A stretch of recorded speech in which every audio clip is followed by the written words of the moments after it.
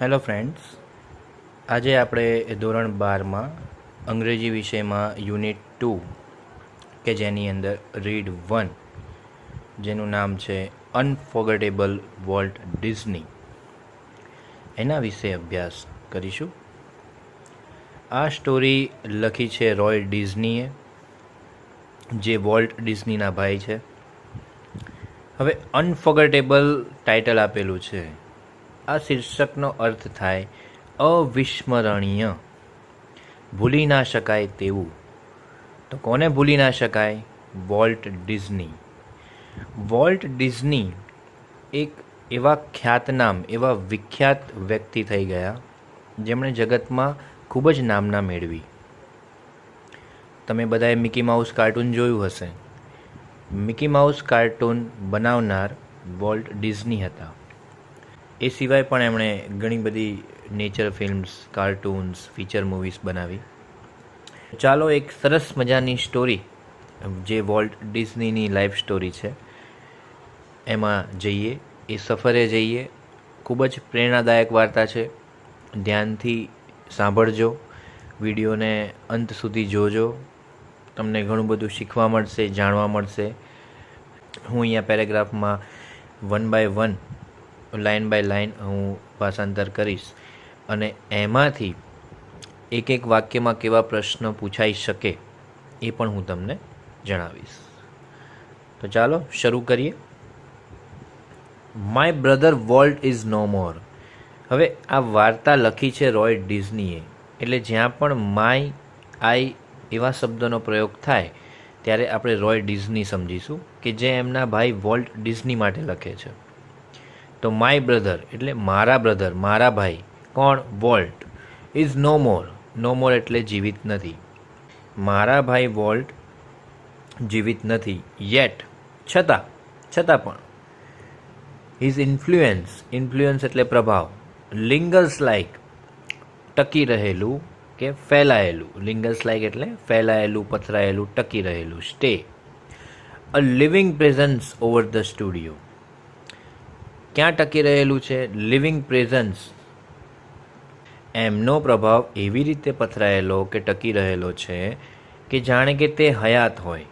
Living presence એટલે હયાત હોવું. ક્યાં હયાત હોય? Over the studio. સ્ટુડિયોમાં. કે જ્યાં, કયા સ્ટુડિયોમાં? કે જ્યાં where he turn out the cartoons, nature films and feature movies. કે જ્યાં તેમણે cartoon, nature films, feature movies બનાવી, ત્યાં એમનો પ્રભાવ હજુ પણ એવી રીતે પથરાયેલો છે કે જે હયાત હોય. વાસ્તવમાં તે જીવિત નથી, પણ એમનો પ્રભાવ એવી રીતે ફેલાયેલો છે. આગળ જોઈએ. ઇવન નાવ. અત્યારે પણ. As I walk around the studio crew. Studio crew એટલે સ્ટુડિયોમાં કામ કરતી વ્યક્તિ. Even now as I walk around the studio crew. હાલમાં પણ, હજુ પણ જ્યારે હું સ્ટુડિયોમાં કામ કરનાર વ્યક્તિઓ વચ્ચે જાઉં છું, પસાર થાઉં છું, I half expect to encounter that. હું હજી પણ એવી અપેક્ષા, અર્ધ અપેક્ષા સાથે જાઉં છું કે એન્કાઉન્ટર એટલે સામનો કરો, કે મારો સામનો થશે. કોની જોડે? તો ધેટ ટોલ, તે ઊંચા, country boy figure. Country boy figure એટલે એક સરળ, સાદું વ્યક્તિત્વ, ગામડાના જે માણસ હોય એના જેવું વ્યક્તિત્વ. Head bowed in thought. Head bowed, bowed એટલે ડાઉન, ઝૂકેલું. એક ઝૂકેલું માથું, સરળ સાદું વ્યક્તિત્વ, ઊંચો વ્યક્તિ, મારો એની જોડે સામનો થશે. હું એવું, હજી પણ એવી અપેક્ષા સાથે હું સ્ટુડિયોમાં જાઉં છું. આવું કોણ કહે છે? રોય ડિઝની. કોના માટે કહે છે? વોલ્ટ ડિઝની માટે.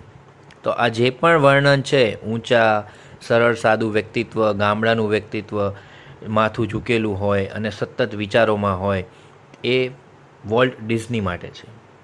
હેડ bowed in thought about some new project. હર હંમેશ એ નવા પ્રોજેક્ટ એટલે કે નવા કાર્ય માટે હંમેશા વિચાર કરતા, સતત મનન કરતા, સતત ચિંતન કરતા. Volt was so much the driving force behind all we did. Volt એવા ચાલક બળ, એવા પ્રેરક બળ હતા. શેના? કે જે અમે જે પણ કાર્ય કર્યું એ દરેકે દરેક પ્રોજેક્ટ પાછળ, દરેક કાર્ય પાછળ વોલ્ટ એક ચાલક બળ હતા, ફોર્સ હતા, પાછળથી એ કોઈ એક તમને ધક્કો આપતા, કાર્ય કરવા માટે પ્રેરણા આપતા. From making movies to building Disneyland, movies બનાવવાથી લઈને ડિઝનીલેન્ડ બનાવવા સુધી વોલ્ટ એક પ્રેરક બળ હતા. That people constantly mention his name, કે લોકો સતત, કોન્સ્ટન્ટલી એટલે સતતપણે, મેન્શન હિઝ નેમ, એનું નામ મેન્શન કરે છે, as if he were still alive, કે જાણે તે હજુ પણ જીવિત હોય. જીવિત નથી, પણ હાલમાં પણ લોકો એમના એવા કાર્યને હજી પણ યાદ કરે છે, એમના વિચારોને યાદ કરે છે, અને એમનું નામ એવી રીતે યાદ લેવાય છે, યાદ કરે છે કે જાણે તે જીવિત હોય. તમે વિચાર કરો, કોઈ એક વ્યક્તિ, એના વિચારોનો પ્રભાવ કેવો હશે, એ વ્યક્તિત્વ કેવું હશે, કે એમના જીવિત ના હોવા છતાં પણ આજે પણ એમના વિચારો ઉપર કાર્ય થઈ રહ્યું છે. આગળ જોઈએ. Every time we show a new picture, જ્યારે પણ અમે નવું પિક્ચર બતાવીએ, ઓર અથવા open a new feature at Disneyland, અથવા અમે નવું ફીચર ડિઝનીલેન્ડમાં કંઈક બતાવીએ. Someone is bound to say, કોઈકને એવું કહેવાની ઈચ્છા થાય, I wonder how Walt would like it, કદાચ, કાશ, વન્ડર એટલે કાશ, વોલ્ટ અહીંયા હોત ને વોલ્ટને આ ગમ્યું હોત તો, વોલ્ટે આ જોયું હોત તો. એન્ડ વેન ધીસ હેપન્સ, અને જ્યારે આ બન્યું, I personally realise that it was something he himself had plan, હું અંગત રીતે એવું માનું છું, દેટ ઇટ વોઝ સમથિંગ, કે આ કંઈક એવું હતું કે હી હિમસેલ્ફ હેડ પ્લાન, કે જેઓ એમના મગજનું એમણે પ્લાન કરેલી વસ્તુ અત્યારે બની રહી છે.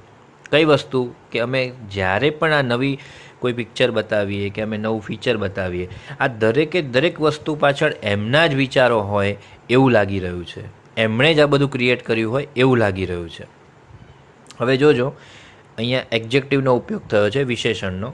કોના માટે? તો વોલ્ટ માટે.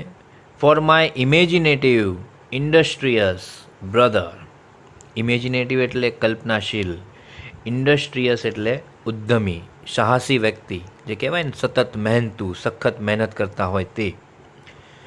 For my imaginative ઇન્ડસ્ટ્રીયસ brother left enough projects in progress, એવા પ્રોજેક્ટ પૂરતા પ્રમાણમાં મૂકીને ગયા કે જેથી અમે પ્રોગ્રેસ ચાલુ રાખીએ, અમે પ્રગતિ ચાલુ રાખીએ.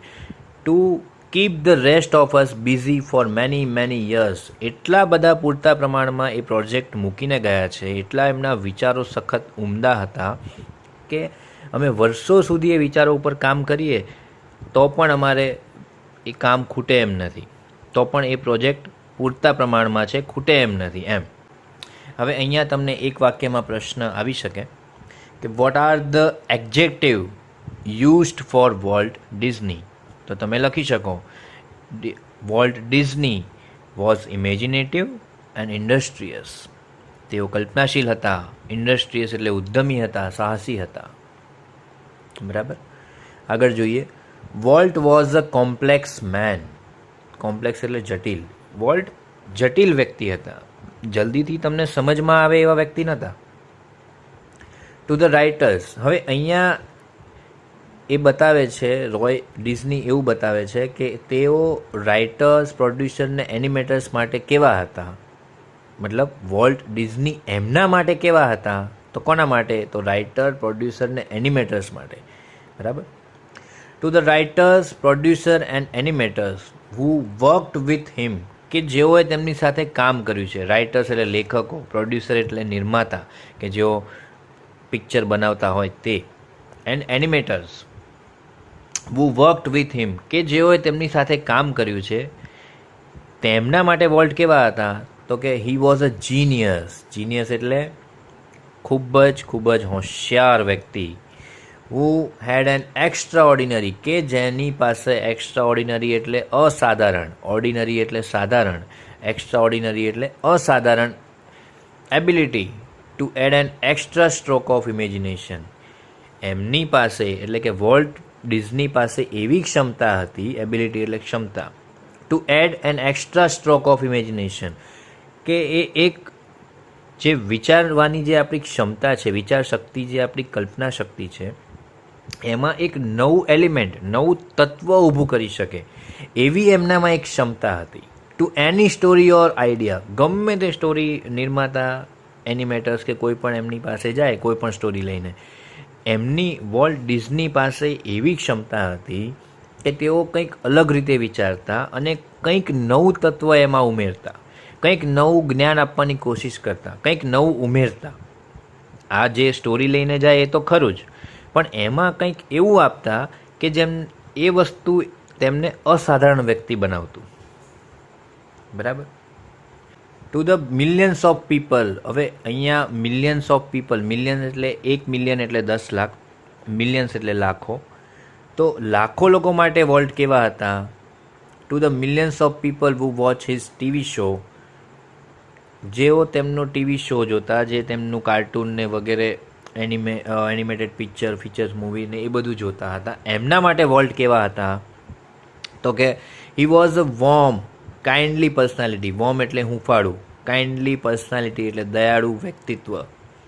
બ્રિંગિંગ ફન, બ્રિંગિંગ એટલે બ્રિંગ એટલે લાવવું, fun and pleasure into their homes, તેમના ઘરમાં રમૂજ અને આનંદ લાવનાર વ્યક્તિ હતા વોલ્ટ ડિઝની. કઈ રીતે લાવતા? તો તેમના નવા નવા પ્રોજેક્ટ, નવા નવા કાર્ટૂન્સ, નવી નવી ફીચર મૂવીઝ દ્વારા એ લોકોના ઘરમાં એક આનંદનું વાતાવરણ ઊભું કરતા.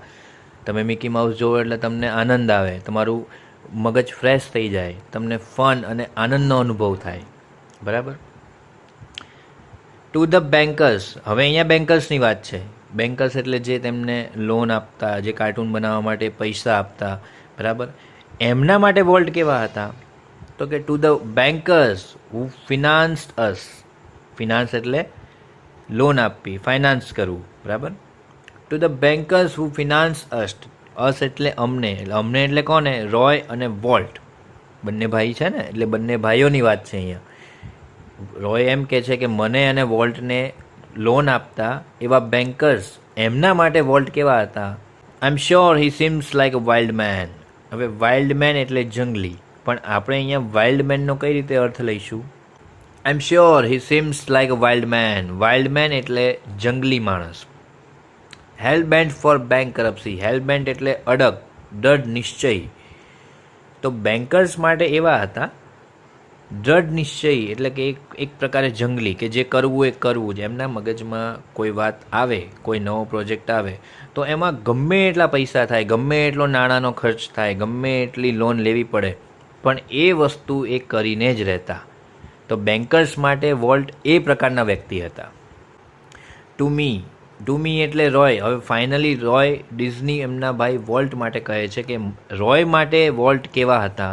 તો કે he was my amazing kid brother. એ મારો નાનો ભાઈ હતો.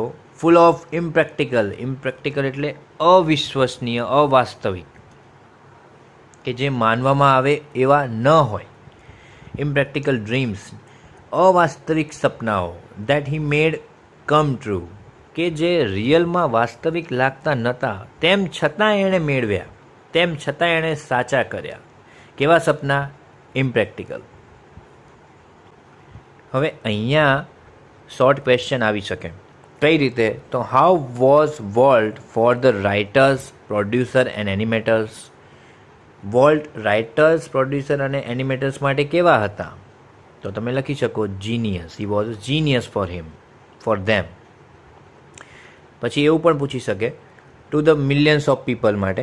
તો how was Walt for the millions of people. લાખો લોકો માટે વોલ્ટ કેવા હતા? How was Walt for the bankers. Bankers માટે વોલ્ટ કેવા હતા? And how was Walt for his brother. એમના ભાઈ રોય માટે કેવા હતા? તો આ રીતે ક્વેશ્ચન આવી શકે. હવે આગળનો જે પાર્ટ છે એ હવે પછીના પીરિયડમાં આપણે ભણીશું. આ તમારું હોમવર્ક છે. એક વાક્યમાં તમારે આ ક્વેશ્ચનના આન્સર લખવાના છે. 4 ક્વેશ્ચન છે અને આ અઘરા શબ્દો છે. જે અત્યાર સુધીનો આપણે પાર્ટ ભણ્યા એમાં જે અઘરા શબ્દો આવે છે એનો મેં અહીંયા ગુજરાતી અર્થ લખેલો છે. તમારે આ એક શબ્દ, જેમ કે લિંગર્સ, ટકી રહેલું, તો એવી રીતે 3 વખત લખવાનો છે દરેક શબ્દ. બરાબર. અને આ 4 ક્વેશ્ચન છે.